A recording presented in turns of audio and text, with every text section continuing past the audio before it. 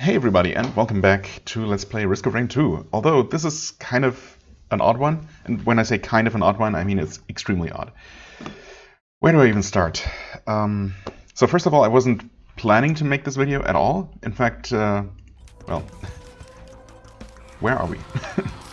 In fact, it took me a long time to even come to the decision to start recording. As you can see, I'm already far into this run. And this was not supposed to be this at all. So, how this started is, as I, don't mind me. I'm gonna try and explain what's going on. So, I really only started this run to experiment with that one corrupted item, corrupted tier 3 item, namely the corrupted version of the 57-leaf clover, the benthic bloom, which upgrades, quote-unquote upgrades. Well, I suppose it does. In a way, upgrade. 3 random items at the beginning of each stage, I believe. 3 items per stack of it. And by upgrading it apparently means just changing 3 random items of any rarity below, I'm guessing tier 3, to the next higher tier of quality, right? Which of course, yeah, it's an upgrade, but obviously, in the long run, you'll be losing out on many of those tier 1 items, which provide so many of the basic benefits, like really anything, crit chance, healing, most of the healing really, most readily available healing, movement speed, attack speed, that kind of thing. And while, tier 2 and especially tier 3 items, well, let's talk about tier 2 items. Those are, of course, powerful, but, they're more specialized, of course. So, yeah, all those basic necessities, basically, you'll be covering with tier 1 items in a normal run, right? Because those you'll just get all kinds of. Yeah, with Benthic Bloom, you will slowly be losing them. I mean, I suppose you'll probably pick up more than 3 tier 1 items in a normal stage, unless you're just rushing to the teleporter. So, in theory, you should still, not lose out on all of those, unless you happen to just stack tons of Benthic Blooms. Anyway, I was really interested in just seeing how this could play out and how exactly it would work, and if it would really only convert tier 1s and tier 2s, or maybe even consider void items, or corrupted items, or whatever the official terminology is. Maybe boss items, although I really couldn't see how anything but tier 1 and 2 would work with that. But yeah, it's one of the things I wanted to try out. However, what I didn't fully understand, and I don't know why it took me so long, is one of the many problems with this, because you might notice that I don't actually have a single Benthic Bloom. I do have a 57-leaf clover, and I have plenty of tier 3 items actually, also all kinds of boss items. Okay, but yeah, one thing after the other. So, I did not end up getting a Benthic Bloom. In fact, I did not end up getting any corrupted item until like stage 5 or so, because I just did not see any of those little void thingies that I have seen spawning on pretty much literally every single stage for the last dozen or so runs that I've done. I mean, maybe not every single one, but they were extremely common. And this entire run, I was, I was really starting to think if somehow playing with the command artifact disabled those, and I was really second-guessing myself.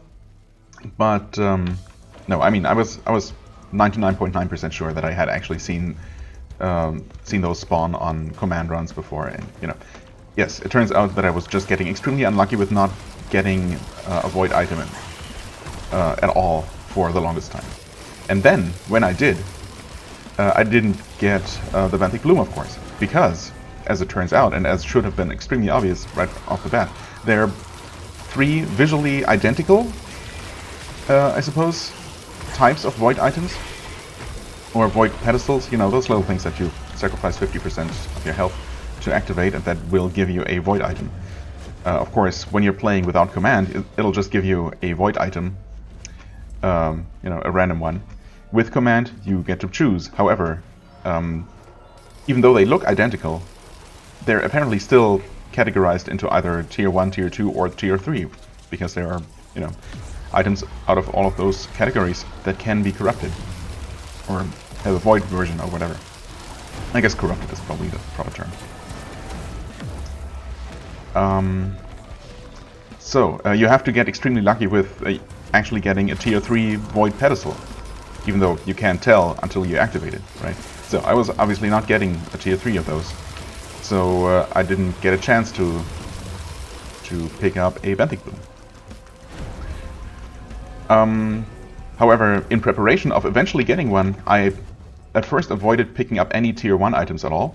As you may notice, I should only have one, that is that sprinting speed. I picked that up to experiment, to see, you know, if it would indeed get converted into a random tier 2 item as soon as I transition to the next stage with a Benthic Bloom in my loadout. That was the plan. So I picked that one up, also to have that, at least that little bit of extra utility in the beginning of the run, you know, to get me around the stages faster. So yeah, then I just picked up tier 2s, also expecting all of those eventually to get converted into tier 3 items. And I was, you know, the whole idea was basically just to confirm that Benthic Bloom works the way I expect it to. And then, you know, assuming that it does work that way, that it would work that way, just eventually stacking up dozens and dozens of tier 3 items, which I've never done before, because in a normal run you can't really reliably get your hands on that many tier 3 items, right? Command or otherwise, let alone only tier 3 items and nothing else. So that would have been interesting in its own right, and you know, it is still gonna be interesting if I ever get that going, because obviously I could just get lucky and get a Benthic Bloom within the first couple of stages. I just never happened to get one even this deep into this run. Now, I kept going and going, and eventually I picked up other corrupted items. So I got the fungus, the weeping fungus. I happened to be playing as Huntress for no particular reason, only because I figured, you know, Huntress is mobile, I like Huntress. But it turns out that it probably was a pretty good choice. Although, honestly, at this point it wouldn't matter. Any character would work the exact same way. Holy crap, don't get stuck. Don't die now. That's, you know, there's a very real chance, of course, that I am gonna die here, despite being incredibly overpowered, as you may notice. And I was kind of afraid that I might not even be able to finish my long explanation of what's going on. Now, where are we here? This is the new area that I have been teasing for a while now, for the last couple of episodes. This is where you go after Void Fields. After you complete Void Fields, at least the one time I did with the new DLC, a new portal will spawn next to that exit portal that always allows you to escape from the void. That I think I actually had to use that one time on camera in one of these recent episodes. So yeah, next to that one, a new, fancier looking portal will spawn, and that threw me off quite a bit the first time around, because I thought, wait, is this new? Normally you just escape through the regular escape portal after you're done with the void fields, right? But then there was that shimmering super void portal next to it, and I just tried it and landed here, and I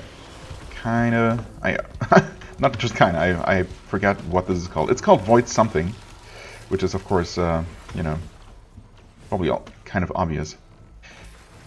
Now, I mean, does it say anywhere? I don't think so. Yeah, Void, not Nexus, Terminus? Void Terminus? Something like that? I don't know. I might be completely off. I might just be making that up. Anyway, so this area that I wanted to show off. However, the story is not over. Right, well, did I finish with the item situation? So we don't have the Benthic Bloom, but we have, you know, I picked up a ton of boss items via the Tricorn item that allows you to just one-shot bosses and get their boss item, and then, of course, with command you reroll that into whatever the heck you want. So, I, for no particular reason, well, the reason being that I wasn't planning on relying on anything other than just stacking tier 3s, right? But I also didn't want to waste other items that I would be getting, namely boss items. So I figured instead of, you know, stacking any one boss item and relying on making that basically the focus of the run, I just went ahead and got one of each before stacking anything else. And then I started stacking mostly those little, whatchamacallits? What are they called? Enter the deep void. Ooh. Yeah, okay. Right, let me just run around the stage randomly, maybe looking around for that environmental log, which I'm guessing, because this is a special realm, is probably hidden somewhere. I've already jumped around quite a bit trying to look for it. Oh god, this is gonna take a while, I'm sorry. This is probably not the most exciting thing, but yeah, as I said, this is basically some kind of bonus episode, or maybe I didn't say that, but it's kind of what I consider this. Anyway, boss item. So yeah, I stacked the, well, I didn't stack a whole lot, because obviously, while I got a bunch of boss items, they're still kind of limited, even with the tricorn, because you rely on finding a new equipment on a stage. Okay, kind of scared of enemies just blindsiding me while I'm not focusing. Okay, but the stage should be pretty much clear at this point, so I think we're kind of safe-ish. Anyways, I stacked these little disciples mostly, because they just synergize with hunters so well, right? Because while you're sprinting, you just fire these homing projectiles, and they stack the damage with the number of them. The more you have, the more damage each one of those fireballs does, and the frequency at which they spawn stacks with your movement speed. So you just sprint faster and faster. You never stop sprinting, which as hunters you basically is basically what you do anyway. And you will constantly and at increasing frequencies spawn those fireballs, which deal a considerable amount of damage. So yeah, if you can stack that item, that is extremely powerful. Really on any character, but you know, because the hunters can technically attack while sprinting, that obviously synergizes very well with her. So, and you know, I've always found that item very, very fun, so I went with that. Right, and then I started building on that basically, because I never stopped sprinting anyway, and I eventually got the Weeping Fungus that heals you while sprinting. I also picked up Kuhana's Opinion, the tier 3, that fires Haunting Skulls when healed, as well as the Aegis item that heals you past full. That gives you a shield when healed past full. So because I'm constantly healing through these funguses, as well as critical hit damage while in combat. Hi there. Wherever some of my drones went. Yeah, so I'm constantly healing, generating a shield, which makes me, you know, not invulnerable, not unkillable, of course, but extremely safe for the most part, because I heal so much just while sprinting that... Oh, that's not... Oh god. That's fine. I can actually just zip back up. Where was I, though? I wanted to take a look at that thing on that ledge. Not sure if there was anything, but... Oh god, where was that? Where did it put me? Game? No. Oh, was there another... There was. Oh boy, where was I? So yeah, I'm constantly sprinting. Never stop sprinting. Basically, if I had made this its own episode, its normal episode, I would probably have called it the hold W run, hold W to win, never stop sprinting, then never stop run, or you know, something like that. I don't know. I've had a lot of time to think about these kinds of things while the run went on, because yeah, as you may notice and surmise from what I told you, at this point I never attack at all. I just, because as it also turns out, you never enter combat officially, so long as you don't use an active skill. So even all these homing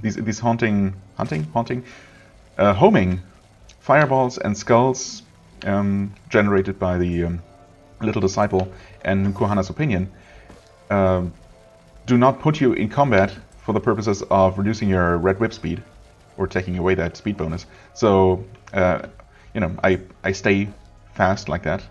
If I were to actually attack, I would slow down considerably, obviously, both increasing the danger I might find myself in from enemy attacks, you know, the occasional stray attack that might still hit me, as well as reducing my damage, because sprinting speed equals more projectiles, right? Okay, that's just one of those things. I think that's what I saw. There has to be a freaking log somewhere. Try climbing up, but you actually get teleported back into the stage when you climb too high up. Probably just sitting on some sneaky little ledge somewhere. Or maybe, I don't know. The thing is, with most of these, or all the other hidden realms. Oh wait, oh that's the portal where I'm supposed to go. Yep, Deep Void portal. I don't want to do that yet because, you know, obviously I want to finish my story, and I feel like I probably need to focus on whatever is going on in there. So yeah. Anyway, I never stop running, and I never use any skills. I just kill things by basically passively by, you know, all these homing things that get fired and then trigger secondary effects like, you know, shurikens, missiles, whatnot. So that's really cool and fun and powerful and, you know, overpowered in fact. But of course only really possible with command. Anyway, am I finally done with this? I guess. So, we're here now. The thing is, I did not go through void fields. That's the next thing. Because it turns out, because I just kept looping around, of course, because I didn't want the run to end, I was still looking for that benthic bloom. And it turns out that at stage 11, which was the beginning of the third loop, technically, after finishing the second loop, at the end of stage 11, and I don't know if that's always the case with always the same stage, but it might be, a void portal spawned. Just called the void portal, and it did look like that fancy portal that brought me to this place in the first place, that one time off camera. And, well, indeed, it brought me here again, as you see. And that's how I got here. I guess that's basically the story up to this point. I know. I'm a little bit long-winded sometimes, and also a master of understatement. But, well, we're here now, and as you may have seen, I kind of did half of that while still talking about other things. But the way this works, the stage, so only void enemies spawn here, namely a bunch of those void barnacles, which are surprisingly tough if you're not incredibly powerful. So those were a real problem on my first time here, when I came here completely unprepared. And obviously we've also seen, because the run is already, the difficulty has scaled this far, we've also seen basically all the different types of void enemies at this point. The void reavers, then those void, I don't know, those two-legged void monstrosities that look a little bit like a larger void fiend, which I guess is the idea. But there's be something below here. Well, there could be. There isn't, I guess. Where haven't I looked at this point? I feel like I've looked basically everywhere. Except the one place where the log might be. Maybe the log isn't here. Maybe it just spawns... Oh, hold on. No. I keep seeing these structures and thinking there's something else. I don't know. I mean, it could be that one of those scanner units just spawns on the stage. Although that would seem a little bit weird, you know? We don't have any chests here, no other, you know, non-alien, non-void equipment. So that would seem out of place. Also, again, yeah, most if not all of the hidden realms work in a different way, right? Work in the way that they that there is an environment log to be found somewhere on the stage. Also because you're probably not going to be seeing them nearly as often as the regular stages, right? And so a randomly spawning, a random lowish chance of spawning one of those scanners would be extremely mean with these, requiring you to, you know, grind a lot potentially to finally see one. So yeah, anyway, I guess I'm gonna look up where the log is just because I want to get that out of the way to never have to worry about it. I feel like I've given it an honest try, trying to find it on my own. Right. Oh yeah, so the way this works, right. Only void enemies, only no regular items, only some void pedestals, which I've also, I guess, activated on cam, so you saw that. And then the objective is to activate a total of 4 void signals or something. Is that what they were called? Possibly. Basically activating tiny little teleporter events where, you know, just like normal, you charge them up by staying inside the area, more void enemies spawn, and then after the 4th one, we open that foreboding looking portal up there. And that's gonna send us to, I'm guessing, the planetarium and the alternate ending to the game, which, again, so I was not planning on doing this at all, to return all the way back to where this episode started. But, you know, this is where fate has led me, and, you know, I eventually figured, you know, this is too interesting to not include. Also, who knows when I will legitimately make it to this place, or if at all. I mean, now that I know that all you need to do is loop around long enough and you'll get a chance at that void portal. You don't have to go through void fields. That obviously makes it much more feasible, because, I don't know, at least I have not been lucky with the regular void the last couple of times I tried, and I tried a few times off camera.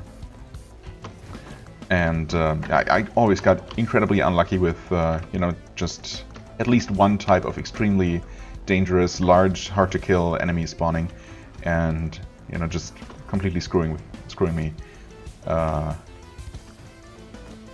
And yeah, so that's rough. Obviously, you can get lucky and just get relatively easy enemies in the void and not be so late in the run that they're all super powerful, you know. But again, it's obviously there was no guarantee that I would be getting this anytime soon. Why is this so shiny? Where's the stupid log? Okay, I'm gonna look it up now, and then we can finally move on. I'm just gonna stop just wasting everyone's time.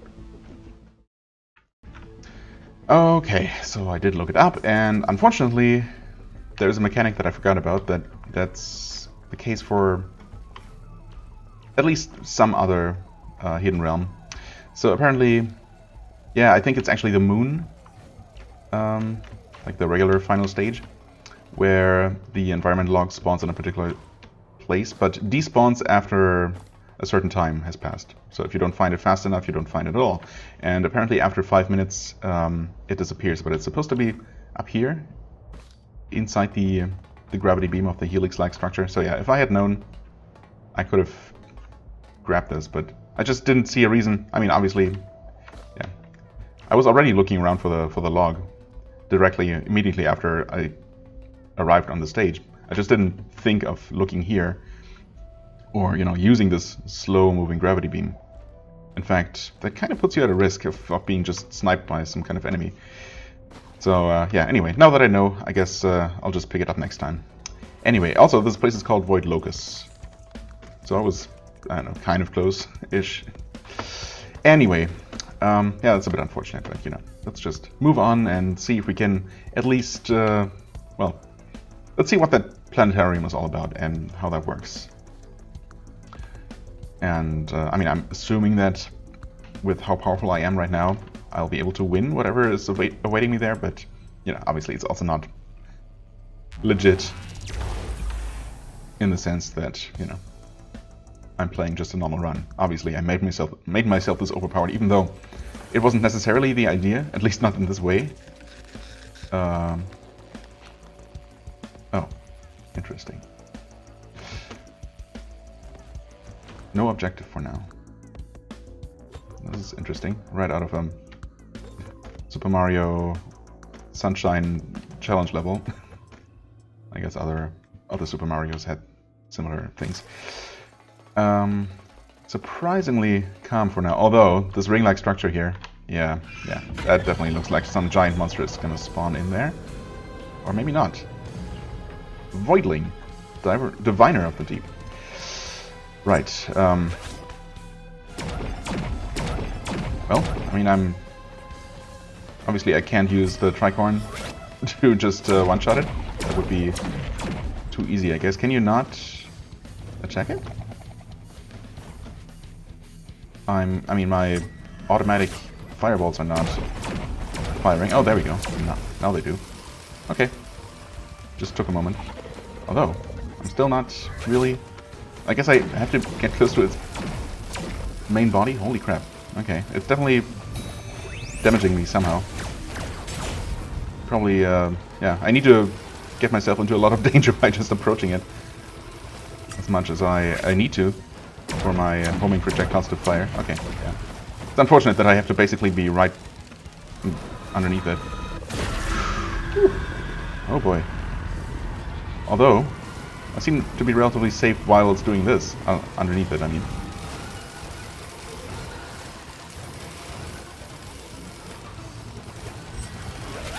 I mean, while I'm in range and attacking it... Oh god. I'm dealing a ton of damage to it, as expected.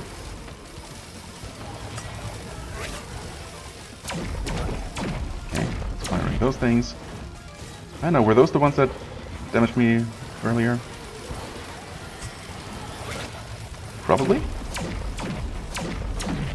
I don't know, I've seen it do this, then that sweeping small laser, and then it does this super mega laser, and then it's dead. But are we done? No. Phase 2, I guess?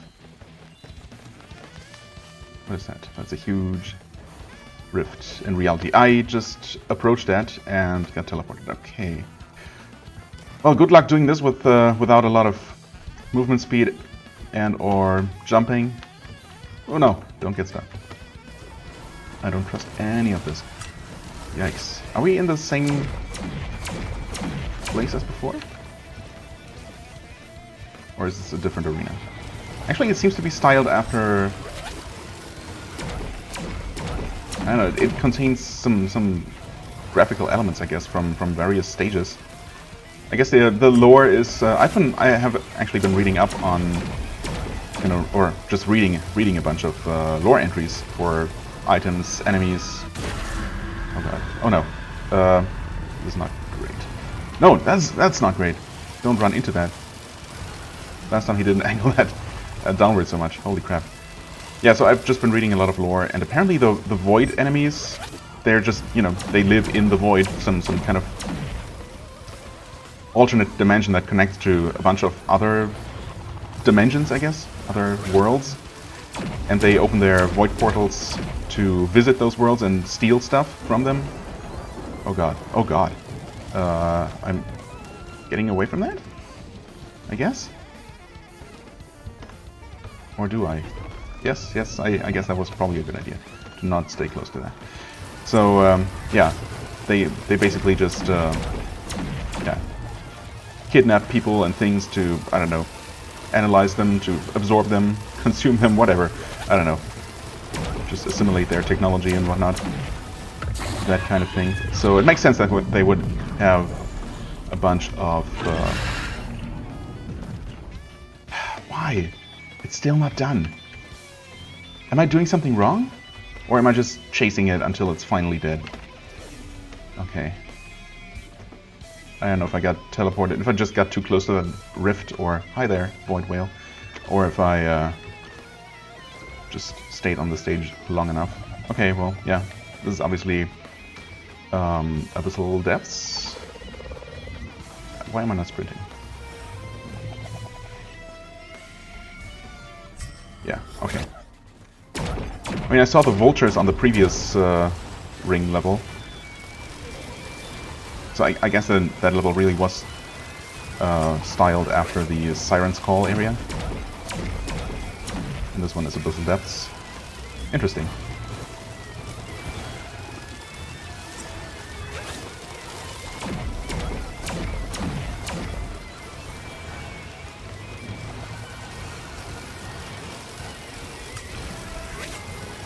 And yeah, it does seem like we're making progress, right? So I guess I'll eventually make it, but yeah, good luck. Oh god, good luck dealing with any of this when you're not, you know, when you can't just do what I do. Imagine having to actually fight this thing. Like, you know, aiming at it, stopping to, I don't know, use abilities to... Oh, did it already stop doing it? No. It's still sucking. Oh god. I just happened to get away from the suck this time. Die, please?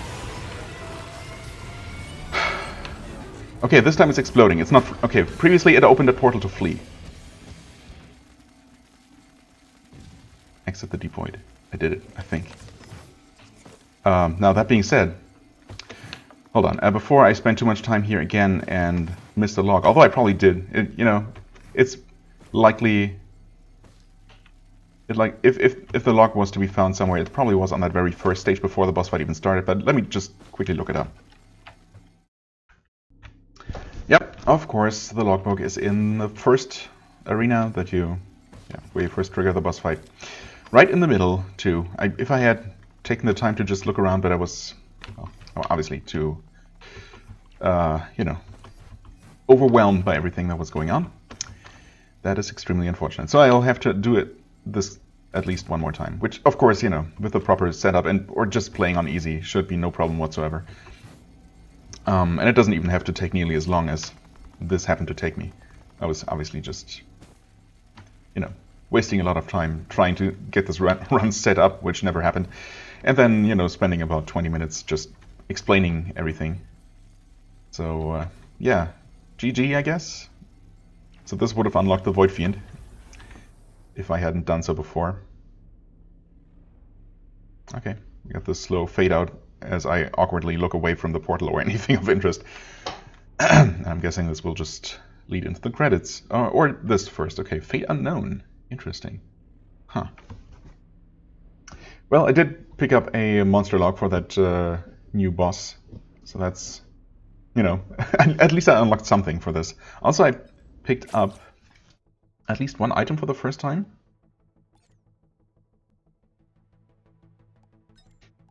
But, yeah, well, I could have had those two environment logs out of the way.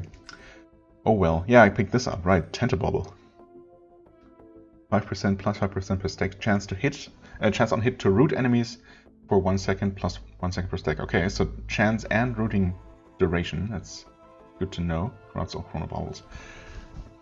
Right, I mean, Chronobobble is already pretty good. You know, not fancy, but it helps. I don't know if... I suppose rooting enemies is pretty useful. Of course, it's by default not for very long. But, you know, with a decent run, a second or a couple of seconds might be all that you need. And it's relatively easy to stack, right? So, yeah. It's interesting. Anything else? No, that was the one item that I got. The one new item this run. What is this one? I cannot pick this with command. Oh, you know, I know what it is. Interesting that it's a boss item. Huh. Pearl. No, wait. Actually, I'm not sure. Is this dropped from a boss? No, I don't know. Maybe it's just extremely rare. But you can pick neither this. This must be the... I thought Pearl was the cleansed version, but there is one of those extremely obscure, extremely rarely occurring mechanics. There's that one interactable that allows you to... Oh, no, I know. Now I know. Okay, I remember. So there are these extremely rare interactable objects, right, that can spawn on stages, but I've seen maybe like 3 in 300 hours of playing, where you can cleanse a lunar item. And cleansing means converting it into a pearl. So as you can see, I've done that exactly once, because the highest stack was 1. Well, actually, that doesn't necessarily mean that I've only done it once. Only never more than once per run.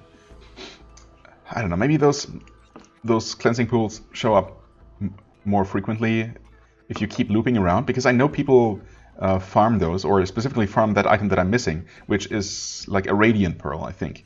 So this one just gives you more health, which is decent, but obviously for how extremely rare it is, how extremely few you will typically have of those, it's not really that great.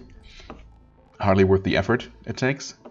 And then there is like a tiny chance to instead get a radiant pearl, I think, or something like that. Just a rarer version of this by the same process. And that I don't even know what that does. Maybe it just gives you more health or something. It's more of a rare collectible than anything else, I would say. Yeah. Wow. Well, one of these days I'm gonna have to farm that, because obviously I want every item filled in eventually. Because right now I'm only missing 2 tier 3 items, and that's it. Oh, and I think this is probably a corrupted one. Yeah, a corrupted tier 3. Right. I guess there are exactly 3 corrupted tier 3s. Benthic Bloom, then this one, which I don't know if I got that on camera, which corrupts Dio's best friends and causes you to... Well, I suppose it says so right here. When I first got it, it only said, like, the normal description is just, it gives you a corrupted second life or something on death. But yeah, what that means is it'll just...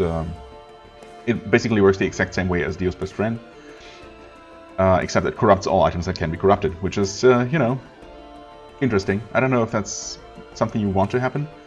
You want to have happen? I guess it's better than not having a second life at all, but it comes as a cost, at a cost for sure, because some items, some corrupted versions of items certainly don't quite fill the same, you know, fulfill the same purpose as their non-corrupted counterparts.